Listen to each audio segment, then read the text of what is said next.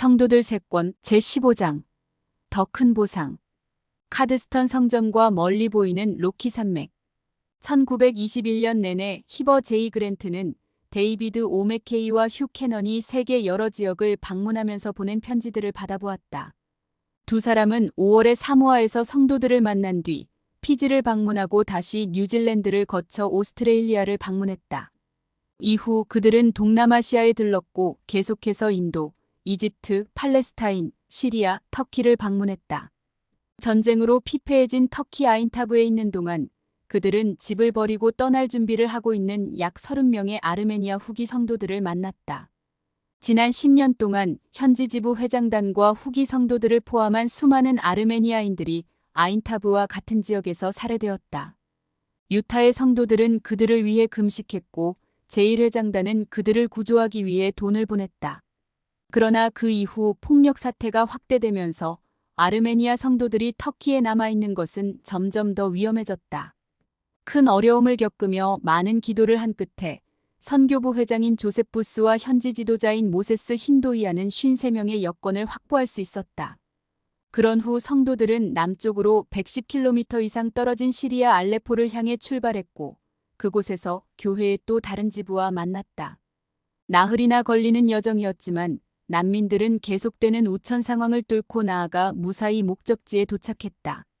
미국으로 돌아온 후 제1회장단에 제출한 최종 보고서에서 맥케이 장로는 전 세계의 성도들을 칭찬했다. 교회 학교에 열광적이었던 맥케이 장로는 성도들에게 더 좋은 교사와 교과서, 설비를 제공해야 한다는 의견을 냈다. 그는 선교부 회장들이 직면한 난관에 우려를 표하며 가장 강인한 지도자들에게만 그 임무를 맡길 것을 제안했고 총관리 여건들이 국외의 성도들을 지원하기 위해 더 자주 여행할 것을 추천했다. 선지자는 맥케이 장로의 결론에 동의했다. 과거에는 교회 회원들이 유타에 집합함으로써 힘을 얻었지만 지도자들이 성도들에게 시온으로 이주하도록 촉구하는 것은 이제 과거 시대의 일이었다. 사실 세계대전이 끝난 후로 많은 성도들은 미국 곳곳의 대도시에서 더 좋은 일자리를 찾기 위해 유타주의 작은 마을들을 떠났다.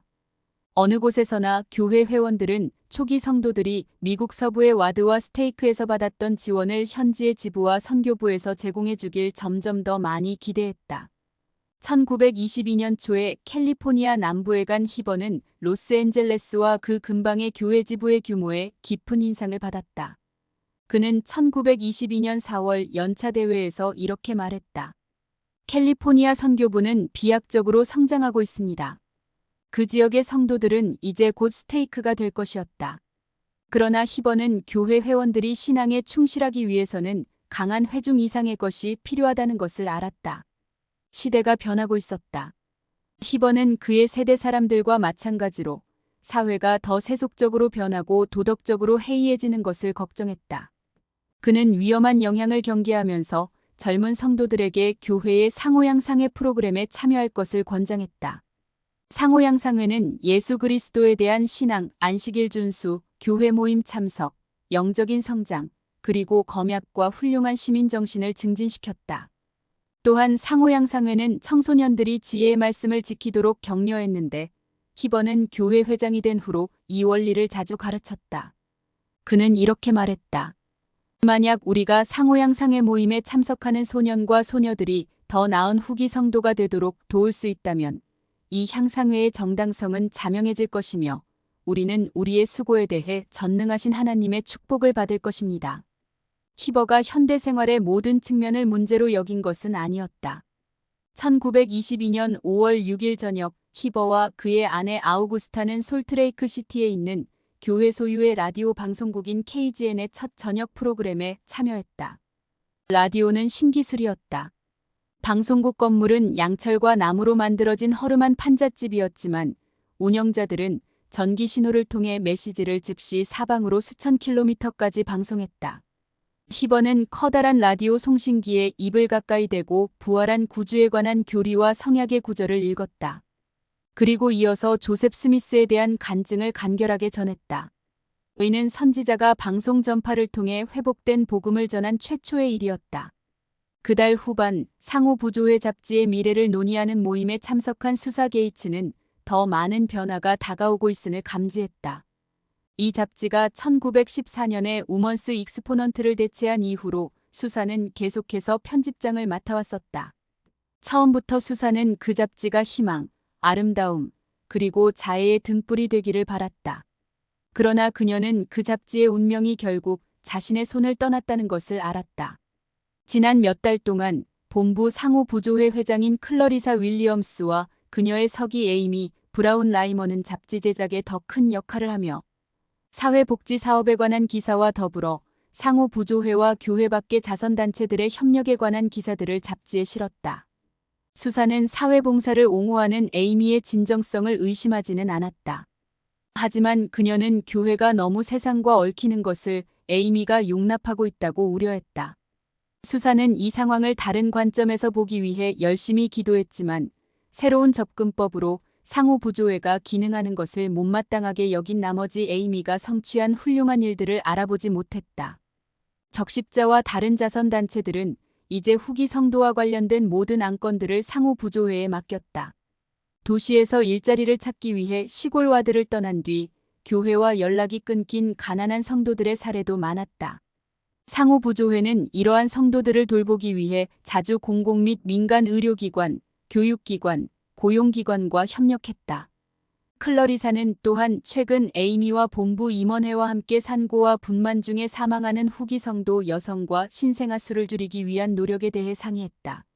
상호부조회는 오랫동안 여성의 건강에 초점을 맞춰왔으며 이 시기의 출산은 매우 중요한 관심사였다. 미국의 산모와 신생아 사망률이 높았으므로 의회는 임신한 여성들을 지원하는 단체에 자금을 지원하기로 했다. 이 자금을 이용할 수 있기도 전부터 상호부조회 본부 임원회는 솔트레이크 시티에 조산시설을 세우고 더 외딴 지역에 있는 인부들에게 의약품을 제공하기 위해 제1회장단과 협력했다. 상호부조회는 전쟁 기간에 미국 정부의 곡물을 판매하고 받은 대금으로 이 프로그램에 자금을 조달했다. 수사는 상호부조회의 새로운 방식과 행정상의 변화를 받아들이지 못하고 본부 임원회와 상호부조회 잡지 관련 직책에서 사임했다. 수사는 임원회에 이렇게 말했다. 제가 했던 일을 그만두지만 동료들에 대한 사랑은 그대로입니다. 그들도 제게 같은 사랑을 베풀어 줄 것으로 믿습니다. 한시도 게으름을 피우지 않는 수사는 다른 일에 착수했다. 그해 초에 수사는 임프루브먼트 일화의 편집장인 에드워드 앤더슨이 교회 역사를 쓰면서 여성들에 대해서는 거의 언급하지 않았던 점을 비판했었다. 그러자 에드워드는 수사에게 직접 후기 성도 여성의 역사를 쓰도록 권했다. 수사는 이미 젊은 여성 상호양상회 영 레이디즈 MIA의 역사를 쓴 적이 있었기 때문에 그 프로젝트에 마음이 끌렸다. 제1회장단도 그 권고를 좋게 생각했으므로 수사는 곧 글을 쓰기 시작했다. 사도이자 교회 역사가이며 조셉 F. 스미스 회장의 아들인 조셉 필딩 스미스는 수사에게 역사가 사무실에 있는 탁자에서 그 역사를 쓰도록 권했다. 얼마 후 그는 복도 맞은편에 있는 B.H. 로버츠 장로의 사무실로 그녀를 데려갔다. 거기에는 책상, 타자기, 세면대, 의자 2개, 그리고 책과 종이로 가득 찬 선반들이 있었다. 로버츠 장로는 뉴욕에서 동부주 선교부 회장으로 봉사하고 있었기 때문에 스미스 장로는 수사가 그 사무실을 사용할 수 있으며 B.H는 이 사실을 전혀 알 필요가 없을 것이라고 말했다. 하나님 아버지 감사합니다. 수사는 일지에 그렇게 적었다. 제가 내면의 지시에 따르도록 도와주세요. 1922년 11월 17일은 아르메니아리가 캐나다 엘버타 스테이크 젊은 여성 상호양상회의 회장을 맡은 지 정확히 10년이 되는 날이었다. 그녀는 온갖 날씨를 뚫고서 마차를 타고 청녀들과 그 지도자들을 방문하느라 숱한 난관을 겪으며 상호양상회를 관리했다. 엘버타의 겨울은 몹시 추웠기 때문에 집 밖으로 나가려면 엄청난 체력과 용기가 필요했다. 그러나 그녀는 제일 따뜻한 옷을 챙겨 입고 누비이불과 양모 외투로 몸을 거의 감싼 채 눈과 얼음 속으로 뛰어들었다. 그녀는 그 위험한 일을 사랑했다. 유타주 출신인 아르메니아는 19살 때 아내를 잃고 5명의 어린 자녀를 키우는 윌리엄 리와 결혼했다. 그들은 윌리엄이 카드스턴에 있는 상점에서 일자리를 얻게 되자 캐나다로 이사했다. 아르메니아에게는 이사가 어려운 일이었지만 그녀와 윌리엄은 작은 마을에서 새로운 삶을 시작했다. 후에 5아이를 더 낳은 두 사람은 영안실 사업을 시작하고 방이 4개인 집으로 이사했다. 그러다 1911년에 윌리엄이 결혼 10주년을 몇 달 앞두고 뇌졸중을 앓다 사망했다. 그렇게 아르메니아는 아직 30도 되지 않은 나이에 남편을 잃고 10명의 자녀를 키워야 하는 상황이 되었다. 윌리엄의 죽음은 갑작스럽고 충격적이었지만 아르메니아는 주님의 영이 자신을 위로하며 당신의 뜻이 이루어지기를 원하나이다라고 말할 수 있도록 돕는 것을 느꼈다. 그것은 성스럽고 부인할 수 없는 경험이었다. 그녀는 이렇게 간증했다. 내세의 삶이 있다는 것과 가족관계는 영원히 지속된다는 것을 나는 의심의 여지 없이 안다. 아르메니아는 윌리엄이 죽고 2년도 채 되지 않아서 스테이크 젊은 여성 상호양상회를 이끌도록 부름을 받았다. 당시 14세 이상의 청녀들이 참여하던 젊은 여성 상호양상회는 많은 변화를 겪고 있었다. 아르메니아가 부름을 받기 몇 달 전 솔트레이크 시티의 한 스테이크는 교회의 청녀들을 위한 다수의 학예 야영 중 첫 번째 야영을 준비했었다. 젊은 여성 상호양상회는 청남 상호양상회처럼 레크리에이션을 인격을 발달시키는 하나의 방법으로 보기 시작했다. 처음에 청녀 지도자들은 청남 상호양상회가 보이스카우트 프로그램을 도입한 것처럼 소녀들을 위한 외부 단체에 가입하는 것을 고려했다. 하지만 본부 젊은 여성 상호양상회 회장인 마르타 팅기와 그 임원회는 자체적으로 프로그램을 개발하기로 결정했다. 마르타의 보좌인 루스 메이 팍스는 이 프로그램의 명칭을 꿀벌 소녀들 B-하이브 걸즈, 영어를 직역하면 벌집이지만 한국어로는 꿀벌로 번역해왔다. 옴기니 로하자고 제안했었다. 벌집은 오랫동안 유타의 성도들에게 근면과 협력을 의미하는 중요한 상징물이었다. 하지만 임원의 일원인 엘렌 월리스가 벌집을 짓기 위해 벌들이 어떻게 함께 일하는지에 대해 상세히 기술한 벌의 일생 라이프 어브 더 비이라는 책을 읽고 나서야 지도자들은 이 상징이 그들의 조직에 어떻게 적용되는지를 이해하게 되었다. 곧 교회 전역의 청녀들은 양봉가의 지도에 따라 벌떼로 조직되었다. 청녀들은 이 프로그램을 통해 벌집 짓는 자 빌더 인 더 하이브에서 꿀 모으는 자 게더 어브 더 허니로 벌 보호자 키퍼 어브 더 비즈로 진급하기 위해 종교, 가정, 건강, 가사, 야외 활동, 실무, 사회 봉사 분야에서 목표를 달성했다. 1915년 여름에 아르메니아와 그 보자들은 꿀벌 소녀들 프로그램을 홍보하기 시작했고 곧 카드스턴의 여러 와드는 8명에서 12명의 소녀들로 조직체를 구성했다. 1년 후 아르메니아는 스테이크의 꿀벌 소녀들과 청남들에게 성전 사업의 중요성에 대해 말했다. 카드스턴의 성전이 건축 중이었으므로 성전이 완공되면 그들 각자가 성전 사업을 할 기회가 있을 것이었다. 그녀는 청소년들에게 그 일이 특권임을 가르쳤다. 그로부터 6년이 지난 지금 그 성전은 헌납 준비가 거의 마무리되었다. 마을 중심에 있는 언덕 꼭대기에 세워진 이 흰색 화강암 건축물은 지붕은 피라미드 모양이었고 주위로 네모난 기둥들이 있었다. 하와이 성전과 마찬가지로 하늘로 뻗은 첨탑은 없었다. 대신 이 건물은 산처럼 견고하고 확고한 토대 위에 굳건하고 장엄하게 서 있었다. 기차에서 내려 런던 워털루역에 첫 발을 내디딘 존 윗소 장로는 손가방을 움켜잡았다. 1923년 7월 11일 정오 무렵의 역은 붐볐고 날씨는 견딜 수 없을 정도로 무더웠다. 그는 동료 사도인 리드 스무트와 함께 유럽으로 건너왔다. 전쟁 이후 스칸디나비아 국가들이 선교사들을 다시 들어오게 하는 일에 미적거리는 모습을 보이자 그랜트 회장은 리드에게 미국 상원의원이라는 지위를 활용하여 교회를 대신해 덴마크, 스웨덴, 노르웨이 정부에 청원해 줄 것을 요청했다. 노르웨이 사람인데다 몇몇 유럽의 언어도 아는 존도 리드와 함께 그 임무를 수행하라는 요청을 받았다. 존이 철로 승강장을 따라 내려가는데 귀에 익은 목소리가 들려왔다. 오셨네요. 20살 된 아들 마셀이 그를 꽉 껴안자 존은 숨이 멎는 것만 같았다. 지난 1년 동안 영국 선교부에서 봉사해온 마셀은 아버지와 상원의원 스무트를 차에 태우고 호텔로 갔다. 청남 시절의 마셀은 착실한 학생이자 운동선수였다. 존은 아들이 선교 사업을 통해 더욱 발전했다고 여겼다. 마셀은 선교 사업에 푹 빠져 있어요. 나중에 존은 아네리아에게 보내는 편지에 이렇게 썼다. 마셀은 전반적으로 보아 좋은 동료인 것 같아요. 건강하고 사력 있고 똑똑하고 다정하고 자신의 삶을 최대한 활용하려는 야심찬 청년이죠. 영국에서 며칠을 보낸 존과 리드는 세계 여러 지역을 순회하고 돌아온 지 약 1년 만에 유럽 선교부 회장으로 부름받은 데이비드 오메케이와 함께 스칸디나비아로 갔다. 늘 그렇듯 정부가 교회를 규제하는 문제의 핵심에는 교회에 대한 잘못된 정보가 있었다. 첫 방문지인 덴마크에서 리드는 주요 신문 기자들과 함께 교회에 대한 인터뷰를 했다. 다른 나라들에서 했던 회견도 결실이 있었는데 그 중에는 스웨덴 루터교 대주교와 노르웨이 국왕과의 공식 회견도 있었다.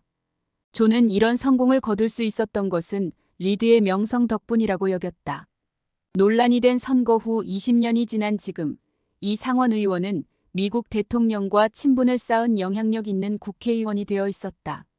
임무가 끝날 때 존은 제1회장단에게 자신과 리드가 교회의 호의적인 언론사를 확보했고 많은 유럽 지도자들에게 선교 사업에 대한 그들의 정책이 시대에 뒤떨어진 것임을 확신시켰다고 보고했다.